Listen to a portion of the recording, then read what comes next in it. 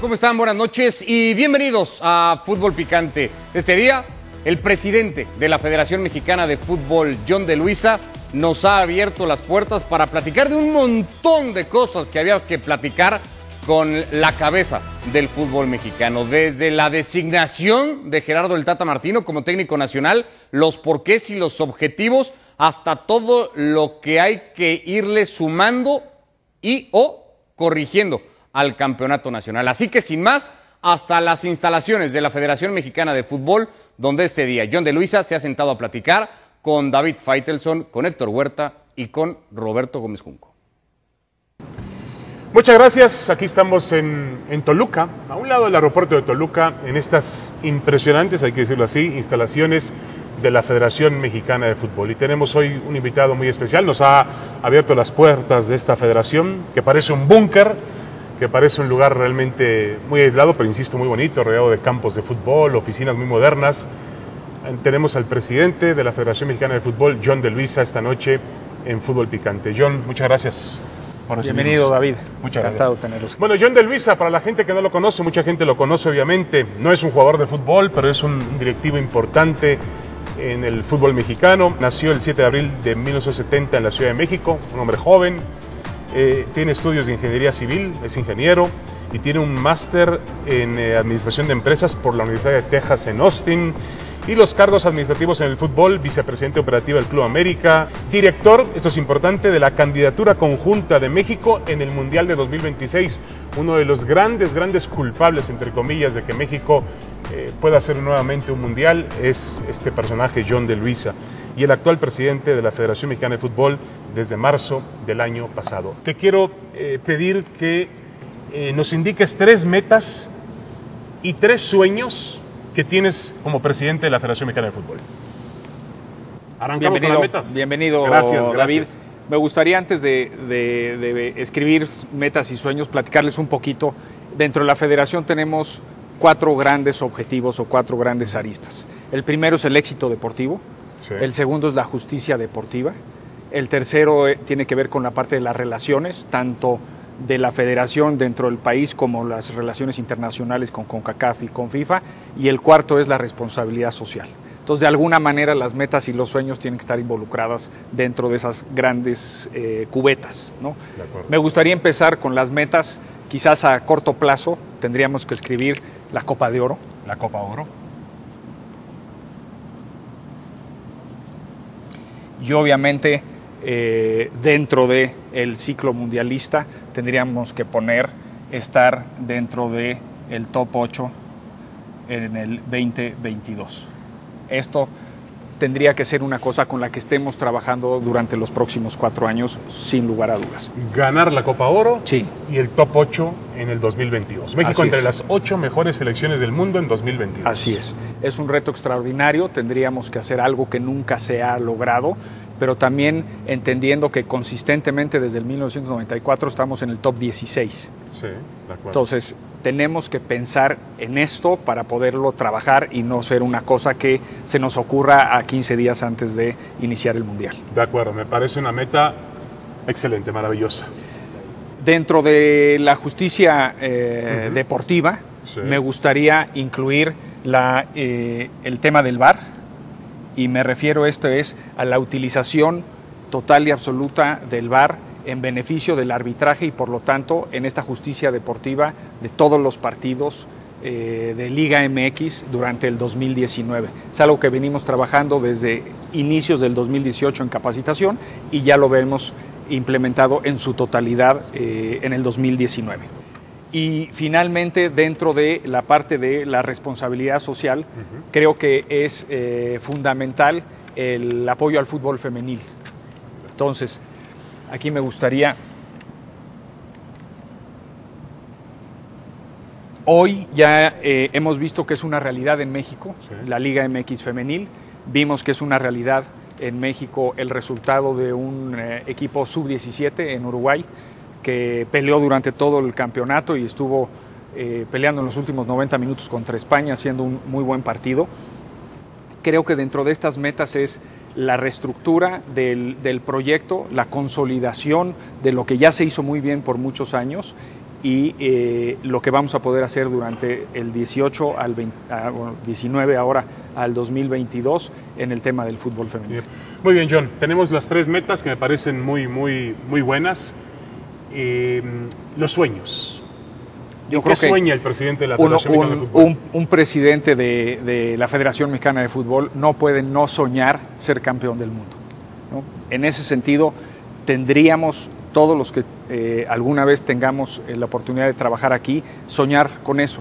Entonces, yo desde luego pondría aquí, dentro de mis sueños es el ser campeón del mundo. ¿Que no es ninguna locura, John? No, desde luego es una locura. Cuando vemos las exigencias de las selecciones hoy y vemos que dentro de cómo están conformadas las selecciones que estuvieron en el top 8 en Rusia 2018, donde una de las hilos conductores o de las características que se repiten es que sus jugadores están en las mejores ligas, en los mejores equipos, ¿no? Nosotros no tenemos esas condiciones, pero sí tenemos muchas otras que las debemos y las queremos trabajar de aquí al 22 y por qué no soñar en el 26. Correcto. ¿Otro sueño? Justicia deportiva creo que va de la mano con el comentario que habías manejado antes, que es la percepción del juego limpio. Que es algo que la FIFA ha presidido durante muchos años y que se ha desvirtuado de alguna manera, pero México es un país que lucha contra la corrupción, que lucha contra los malos manejos. Yo sí quiero soñar que se le perciba a la industria del fútbol mexicano en México, como ya se hace en el resto del mundo, como una extraordinaria industria. Correcto. Y el tercer sueño, que supongo que tendrás muchos, John, pero el tercero. Muchos, pero aquí me gustaría irme otra vez a la parte de la responsabilidad social. Y aquí creo que para mí un sueño es tener un efecto positivo en la sociedad. ¿Y a qué me refiero con esto? Más allá de los 18 clubes y sus partidos en Liga, en Copa, los 40 partidos que juega la selección nacional cada 4 años y los diferentes torneos que participamos, ¿qué efecto podemos tener en los niños, en las niñas? Y desde hace ya algún tiempo tenemos una serie de proyectos de responsabilidad social. Si lo podemos replicar de muchas otras maneras durante los próximos 4 años, seguramente podremos ver un efecto positivo en la sociedad más allá del fútbol. Muy bien, metas y sueños de John de Luisa. Yo un poquito más adelante le preguntaremos junto con Roberto Gómez Junco y Héctor Huerta si realmente están convencidos o están conscientes los dirigentes del fútbol del gran poder que tienen en México, porque en México el fútbol es algo muy importante para nuestra sociedad. Hay una gran pasión por el fútbol, hay una gran ilusión por el fútbol. Hacemos una pequeña pausa en Fútbol Picante y regresamos ya a la mesa para interrogar a fondo a John de Luisa, el presidente de la Federación Mexicana de Fútbol. Regresamos a Toluca, a la sede de la Federación Mexicana de Fútbol, en este programa especial de Fútbol Picante, y saludo con mucho gusto a Roberto Gómez Junco y a Héctor Huerta. Hola, ¿qué tal? Periodistas, analistas que se incorporan buenas a esta noches. plática Buenas noches. Con John de Luisa. Bienvenidos. Ya no estoy solo, John, así que ahora habrá una marcación más personal, ¿eh? Me parece correcto. Perfecto. Bueno, vamos a comenzar con el tema del Tata Martino. Y la pregunta directa para ti, John, sería ¿por qué el Tata Martino? ¿Te convenció a ti el Tata Martino o convenció a Guillermo Cantú? Definitivamente convence primero al área deportiva. El trabajo que hicieron Gerardo Torrado, Denis Teclose y Memo Cantú creo que fue extraordinario. Nos llevó más tiempo de lo que pensábamos. Yo anticipadamente les dije, Memo, si se tienen que tomar 6 meses, nos tomamos 6 meses, ni un día más. Y afortunadamente todo lo que se planteó se llevó a cabo, logramos traer al candidato que nos enamoró en el proceso y al fin del día sí lleva mi aval, pero el análisis a profundidad fue del área deportiva. Por lo que después vimos, John, podemos deducir que esa decisión se tomó hace 4 o 5 meses. Y hubo un lapso ahí en el que no podían quizá decir muchas cosas, pero no es una decisión que se haya tomado en diciembre. Estaba tomada antes y se esperaron a hacerlo oficial por el compromiso que Martino tenía en la MLS. Así es, quizás no tanto de 4 o 5 meses, pero sí el tema de los finalistas y del ganador sí lo tuvimos antes y tuvimos que ser muy responsables con la relación contractual de Gerardo allá en Atlanta y obviamente con nuestro proceso, y así decidimos de mutuo acuerdo no tener las pláticas hasta que se pudieron tener y finalmente la aceptación cuando él ya pudo firmar. Recordamos una declaración tuya que te la habrán mencionado muchas veces, ¿no? Hicimos, no sé, 24 fue la que algunas presenciales, otras telefónicas. Sí. Primero, ¿qué implicaba eso realmente? ¿A cuánta gente vieron? Y segundo, cuando tú dices esto, ¿en realidad ya tenías a Martino? Todavía no, en ese momento todavía no. Esto es septiembre cuando dices esto, ¿sí? Estábamos ya en una parte avanzada del proceso. Como se diseñó el proceso tomamos a todos los directores técnicos del país, los 18 que estaban en funciones en ese momento, más otros que no estaban en funciones, pero que considerábamos se debían de analizar. Y de esos que finalmente dejaron como en una lista selectiva, ¿hablaron personalmente con el Tata Martino o no hablaron con él por cuestión de contrato? Hubo una primer plática en donde él sí mostró interés, pero nos explicó su situación contractual y de ahí nos decidimos esperar. ¿Se hablaron con técnicos mexicanos o que dirijan en México? Sí, claro que sí. ¿Por qué descartaron a Almeida? Eso es hay ahorita como una nebulosa de qué pasó, lo vetó Higuera, lo vetó Vergara, lo vetaste tú. Yo se los puedo confirmar, sí, claro. Y algún día si quieren les enseño las tablitas de evaluación, está el señor Almeida. ¿Pero hablaron con él? No. O sea, no estuvo entre los entrevistados. No estuvo entre los entrevistados. ¿Y por qué? ¿Por qué yo? Era un gran candidato, ¿no? Por el resultado de la evaluación. O sea, no calificó para estar entre los 8 o 9 finalistas. ¿Cuántos de México, podrías decir, si los puedes mencionar o no, cuántos que dirijan en México quedaron en ese grupo de 8 y por lo tanto hablaron con ellos? Si no mal recuerdo, 2. El Tuca Ferretti y... Ahí la dejamos. Otro más. Miguel Herrera. Sí. Miguel Herrera fue un técnico que tú llevaste... En tu etapa como presidente de la América, lo llevaste en 2 ocasiones a la América. Sí, fue campeón. Incluso el último regreso de Miguel Herrera es obra de John de Luisa. ¿Sí? No era un grupo de trabajo. Correcto, pero no era algo natural que Miguel Herrera, regresando a la América, y tú tenías la posibilidad de traerlo a la selección, ¿no pujaste por Miguel Herrera? Miguel Herrera tiene el compromiso en el América, estaba empezando esta nueva etapa y aunque desde luego se evaluó, siempre será un candidato a venir a la selección nacional. Creo en lo personal que es un extraordinario técnico, lo ha demostrado no nada más en el América, sino con diferentes equipos. Es uno de los que consistentemente llega a 30 puntos en la Liga MX, tiene ya experiencia en selección nacional, entonces siempre será un candidato.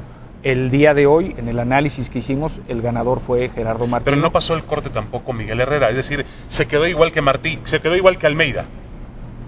Podría ser, no igual, porque es un proceso muy complejo, pero no estuvo entre los 3 finalistas. Oye, ¿qué tanto influyó, perdón, además Héctor, con respecto a eso, qué tanto influyó aquel incidente de Miguel Herrera en un aeropuerto con Cristian Martinoli, con Luis García, con la gente de TV Azteca, para que no pasara el corte Miguel Herrera? No, yo creo que ese evento, Miguel ha reconocido en repetidas ocasiones que es un evento donde no actuó bien, ofreció disculpas y creo que nos ha demostrado a todos que ese evento ya quedó en el pasado y que está listo para agarrar cualquier reto que se le ponga enfrente. O sea, para que quede bien claro, John, ¿no fue TV Azteca el que vetó la posibilidad de que Miguel Herrera regresara a la selección mexicana? No, por ningún motivo. Ahora, sé que no vas a decir por ética las razones por las que algunos no pasaron el corte, es natural. En el caso de Almeida solamente, aunque no digas cuáles son las razones, sí me gustaría que quedara claro, ¿lo vetó Chivas, lo vetó Higuera, lo vetó Vergara o no? No tuvo veto. Está en mis hojas de evaluación y además se discutió en muchas ocasiones su candidatura a ser técnico de la selección nacional. ¿Lo que había hecho en Chivas en 2 años, 8 meses no los convenció a ustedes? Porque ganó 7 finales y 5 títulos. No por arriba de los otros candidatos. No por arriba de los otros. Primero califican, vamos a decir 8 o 9, después te entendí que 3 o 4. Esos que llegan a semifinales, al momento de elegir, ya hablaste con algunos de ellos, y las entrevistas con cada uno influyeron para la decisión final. O sea, de antemano, entrevistas a los últimos 4, vamos a decir, y ya hablando con ellos, ustedes optan por Martino. Ahí los convence Martino más que los otros. Así es. Y aclarando que no solamente es las entrevistas per se, de la información que viene de las entrevistas, sino si estaban dispuestos a cumplir con una serie de requisitos y y esos requisitos eran diseñados para cada uno de ellos. O sea, porque no es lo mismo decir, yo quiero contratar a Roberto Gómez Junco o a Héctor Huerta, pero sabiendo cómo es Roberto, cómo es Héctor, cuáles son las necesidades de ellos aquí adentro de selección. Entonces ese fue el capítulo final dentro del análisis, es si estaban dispuestos a cumplir una serie de requisitos. Y en ese caso, ahí también la postura de Gerardo fue fundamental en el análisis final. Ahora, Martino, en esos requisitos, que yo no sé si estoy confundiendo, John, requisito con alguna promesa. Es decir, ustedes le obligaban al técnico, bueno, obligaron no es la palabra, pero el técnico tenía que comprometerse a lograr cierto resultado. ¿Martino se comprometió a lograr cierto resultado en el Mundial de Qatar 2022? No lo manejamos así definitivamente. Lo manejamos como cuáles son esas variables, cuáles son esas características que necesitamos de él y de su grupo de trabajo, porque hay que entender que ya no contratamos directores técnicos, sino cuerpos técnicos. ¿Cuáles son esas condiciones que nosotros estamos convencidos que van a ayudarnos o nos van a acercar al éxito? Entonces, en el contrato no viene el quinto partido o cosas así, no. Pero sí viene, por ejemplo, que tiene que vivir en la Ciudad de México. Claro. Que tiene que tener a alguien dentro de su cuerpo técnico que conozca muy bien el fútbol mexicano. Que sea una persona abierta a recibir todos los apoyos que tenemos a nivel de tecnología y a nivel personal dentro de la Federación Mexicana de Fútbol. Que tenga una gran apertura de comunicación ante los clubes, que hoy ya lo estamos viendo que Gerardo sí lo tiene, que esté dispuesto a hacer las evaluaciones y tomar las decisiones que se necesiten durante un proceso largo que es de 4 años. Ese tipo de cosas son las que evaluamos si estaban dispuestos a hacerlo, porque también sabemos de que en el pasado ha habido gente que no quiere vivir aquí. Exacto, o que vive parcialmente o que... Bueno, Osorio mismo ya no vivía en México, ¿no? Y en el caso de Martín, una de sus desventajas podría ser el desconocimiento del fútbol mexicano. En ese sentido sí le pidieron algo en especial, por supuesto, vivir en México y quizá ir a ver más a los equipos, empaparse lo antes posible de lo que es el fútbol mexicano. O sea, quizá ahí le pidieron algo que no le hubieran pedido a un técnico que ya estuviera en México. Yo creo que la solicitud tenía que ser pareja, porque aunque el técnico estuviera en México, uno de los grandes retos que tenemos y que reconocemos que no lo hemos hecho de la mejor manera en el pasado es esta cercanía con los clubes.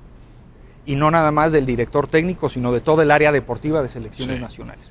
Entonces, viniera de fuera o fuera gente de México, tiene y tenemos, y eso empieza desde la presidencia, es conmigo.